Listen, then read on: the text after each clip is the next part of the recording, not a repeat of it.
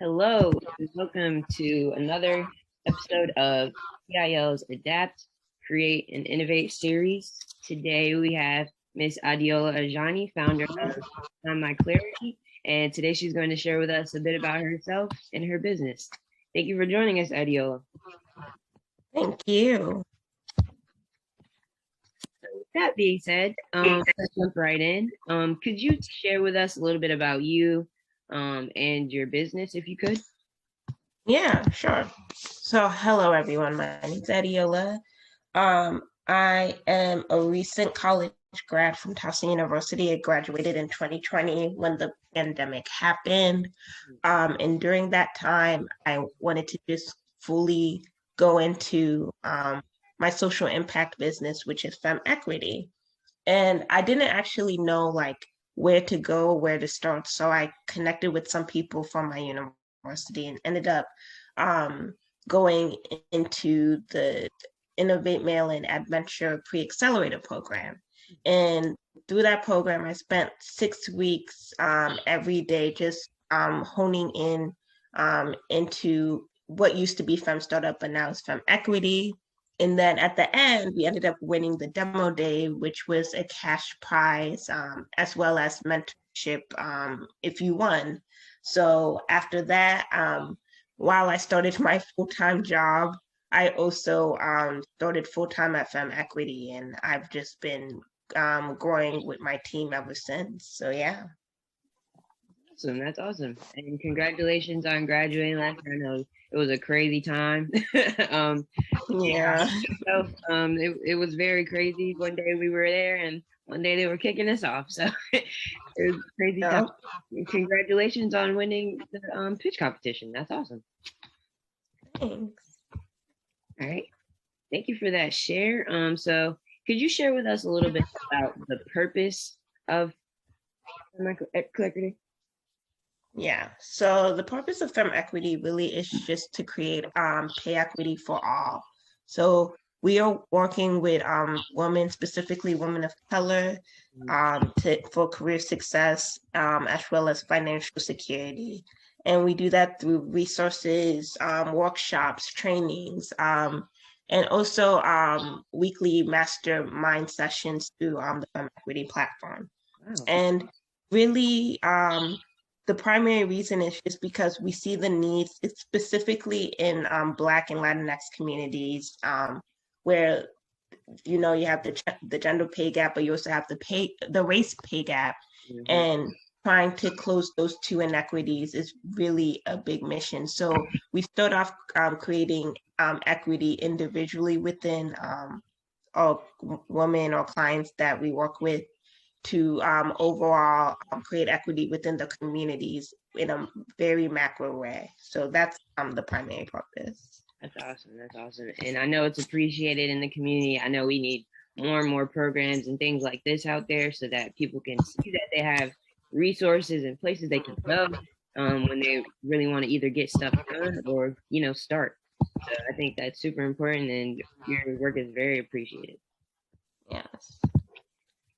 So now here's we get to the nitty gritty of it. Could you share with us a outrageously creative moment that you had as an entrepreneur that really kind of sparked your ideas? Yeah, so I can there's so many. So I guess I'll just talk about the most recent one. So we wanted to get more engagement within our community. So we decided, okay, what is one great way to get engagement, especially on these really sensitive topics like money, right? And so we created series of trivia games. So we created Jeopardy, Wheel of Fortune, Family Feud, as well as Deal or No Deal. And during these 4 weeks, while we were creating it, especially it was in April, so National Financial Literacy Month, we saw that, people were really interested in understanding financial literacy within themselves and just knowing these topics. But one of the biggest issues is that everything always seems to be so sensitive and so, discouraging. So we created the game kind of created a fun and safe environment to have these conversations and to kind of pick people's knowledge about, like, do you know this? And then at the end, we will be able to answer, and they're really surprised. And at the end of it all, we ended up giving a giveaway to the person who won the most games. And it was just really fun. And my team, specifically my intern, she helped with kind of the design of it while I helped with the implementation. And it was just so cool to see everything kind of go together and niche together. But that's kind of one of the various creative moments we have on our team. Awesome, that's awesome. And I know that your intern is super excited to be on a winning team like that. So I know as an intern myself, whenever we get a win-win, it feels really great, and then also progress. So I know that felt awesome. So, yes, 100%. So, Adeola, can you share with us, who are you? And tell us a little background story about you and your organization. Got it. So specifically, me, I am a Nigerian American Black woman who lives in the DMV area, and pretty much all my life, you know, my parents we didn't talk about money in like a very detailed, specific way, but I did know these issues were of concern. So my mom is now a nurse practitioner, but most of my life she was a registered nurse. And sometimes she would come home dissatisfied or just not happy with either her pay or the work environment or one thing or the other. And I just noticed the frustrations when she would come home, and it kind of made me wonder, like, why is this a thing? Why does this happen? And I also noticed that this didn't just happen with my mom, but it had happened with my grandmother too. So that made me pursue financial planning and corporate finance in school. And during those times, I kind of wanted to know like more about, economic inequities and things like that. But instead of just learning about it, I wanted to create something too. So that's eventually what led me to create FemEquity. And really, at FemEquity, we're just making pay equity a reality for women everywhere. This is a must-have resource for women in all stages of their careers. I offered and created practical and realistic advice for a variety of career challenges in an open and accessible way. So our masterclasses should be the standard curriculum for anyone who wants career success, because from recent college grads to senior leaders in male-dominated industries, they continue to look at FemEquity's platform as incredibly helpful, grounding, and empowering. So FemEquity is and should be a required tool for every working woman, especially Black and Brown women. So there are many helpful tips and mindset changes to help unlearn nice girl societal beliefs that hold us back. And we're really just a team of change makers and leaders, not only in pay, but in all areas of professional success. So that's amazing. And I couldn't agree with you more. I believe 100% what you said, especially about every woman needs this and every woman should have this. And I believe that if we only know so much, and we only know what we're taught, and we only know what we're told. So if we take the time out to explore and really get in touch with different things that we're not really comfortable with, then we won't really be able to grow. So I think that that's super important. And I also like how you touched on it being a male-dominated industry and field. Many fields are, and as we are trying to break the barriers as women, it's hard, and we have to really rely on each other as women to kind of help each other out, because that's kind of how it goes. So I agree. I couldn't agree with you more.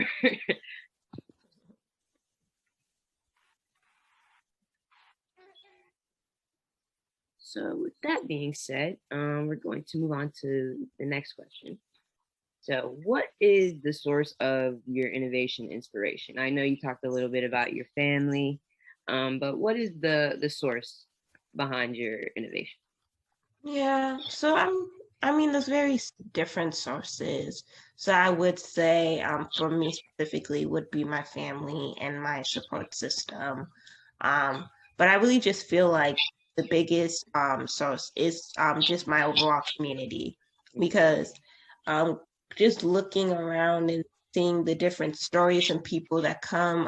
I live in Baltimore right now, so the Baltimore area, but just all around the DMV area, and just seeing the success stories, but also the stories of trials and tribulations, and how they kind of went through and wanted to find better lives and better opportunities for themselves.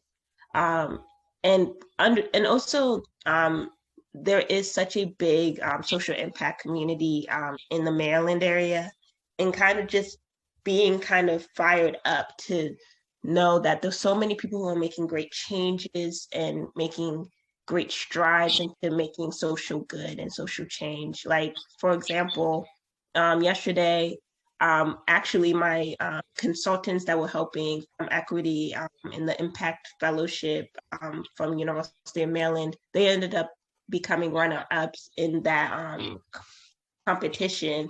And it was just amazing to see how many other businesses are doing things specifically for social impact and social good. And so I would say the biggest source would be community. I couldn't agree more, especially one of the biggest things I like to impact are the youth, because I believe that if you where we start, it can really impact where we finish. And the earlier we start, not the earlier we can finish, but the earlier we can kind of figure things out. So I couldn't agree more with that. And I love the sense of community. I live in the DC area, so I feel that as well. I try to go out and empower and try to inspire people as often as I can. So I agree with you. Thank you for that share. No problem. So in your own terms, how do you and your team think that FemEquity creates value in the community or just in general? Yes, 100%. So I'll say the biggest strength of FemEquity is our intersectionality, specifically on different team members. Mm-hmm. So we have various team members. We all come from different identities, sexes, cultures, genders, and we come together and work well with one another. And it's a really positive thing because our differences tend to become one and make alignment for the best product. So how we specifically bring good and impact in general is just that we see the need, we see that pay inequity and gender pay inequity is an issue, and we see the communities that are affected by it the most, and we want to give them the product and they're our market. Even though FemEquity, can be used for anyone, and specifically any woman, specifically the Black and Brown community are extremely affected by pay parities and wealth parities too, because the wealth is huge.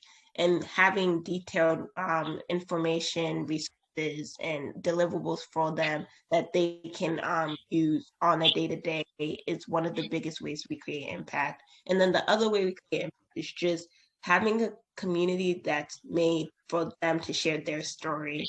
Because a lot of the times there's a lot of stories that aren't heard, the untold hero, the unsung heroes stories. And having a community that's a safe place, just not for them, but for their community, so they can bring more people in, is one of the ways we bring impact. Well, I appreciate that share, and I know your community appreciates it even more. And I'm super sure that as time goes on, you're going to only be able to create more and more value at FemEquity. So I know you guys' mission is very much appreciated. So here is one of the question of the hours. Now we talked a little bit about COVID and how it impacted you as a business, but can we talk about how COVID kind of impacted you either personally, or what specifically about your business did it really impact, if it did at all? Yeah. So since we kind of started big during COVID, it actually the time being away from everyone kind of helped us hone in what we wanted FemEquity to be and how we wanted to specifically help. And we used that time to iterate and change and, kind of go back and start from the beginning and move forward. So in those ways, those were some positive that COVID did. But of course, speaking, COVID did kind of change everything professionally and personally for everyone. It used to be that we navigated face to face, and now everything is online. So even the job I work as an analyst, I'm always open about, talking about how I started my analyst position and graduated during COVID. And how all these extensive trainings and networking and happy hours that used to be face to face is 100% virtual, specifically for me. So I think COVID, not just for me personally, professionally, but also just in general, I think it's made us see that, we need to have hybrid versions when it comes to interacting with people. We need to have things that can be done, solely online, but things that can be done face to face, and kind of creating a hybrid model. And I see that becoming the reality for the future. In agreement. I think that it's super important. I'm super glad you mentioned how you guys took the time to hone in during this time and really just reflect, but also kind of push forward, because really, like, this time can be utilized for that. And I think it's important for people to see that yes, it's a very hard time, it's a very trying time, but it also could be a really good time for growth, personally, for your business, for anything. So yes, I think that that's super important. So with that being said, I know you talked about things being hybrid and virtual. What comes next for FemEquity? Yeah, so we just got off on a huge project of rebranding for FemEquity. So there's a lot of new things coming out. We're gonna roll out our website in the next 3 to 4 weeks. So we're gonna have a brand new website. We have just opened up a FemEquity LinkedIn learning community, as well as, we're always gonna have some events, and we still have our FemEquity basic plan open for anyone who wants to purchase, just want to be professionally aligned in the community that's for them. So those are some big things that are happening. But, we're always rolling, we're always creating, and we're always trying new and innovative things. So I would say stay tuned. That's awesome. That is awesome. Yes. Before we adjourn, do you have any parting words of wisdom that you'd like to share with the audience? Maybe to any youth person of color who's listening that would either like to be in the position you're in one day, or is just trying to, come up with an idea of their own. Yeah. So my biggest advice is push forward and make it happen. There's gonna be a lot of no's, but that one yes really is powerful and impactful.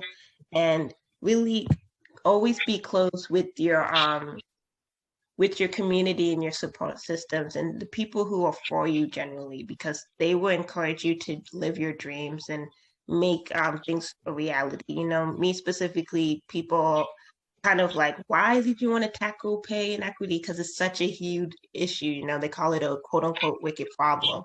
But it's because I have my support system telling me, hey, these are the things that need to happen. And I know that you are so innovative and you're so powerful. You're going to help make it close, and you're going to pioneer this issue. And so I'm going to give that advice to them and say, you can make it happen, and just keep moving forward. Mm-hmm. Thank you for that share. I couldn't agree more. Couldn't have said it better myself. And it's very much so appreciated. So before we wrap up, I would like to say, Adeola, thank you for joining us. It was great having you here. I know on behalf of TIL, we're super excited. And please share with us the website update and all your LinkedIn things that you have so we can also share with our community so we can get a win-win. Yeah. So if you want to connect with us, we are on Instagram, Clubhouse, LinkedIn, and email. So Instagram and Twitter is FemX Equity, so FemXEQUITY. Our Clubhouse is FemX. On the Clubhouse link, DM me if you need a Clubhouse link. And then our LinkedIn is FemEquity. Email is Adeola Ajani at towsonalumni.org. And our website is still getting put up. So I'd say just stay in tune on any of our social media platforms, and then you'll see the website come up super soon. Hey, thank you for that, Adeola. And on behalf of TIL, I would like to thank you, and I would like to wish you a great day. And thank you, everyone, for tuning in.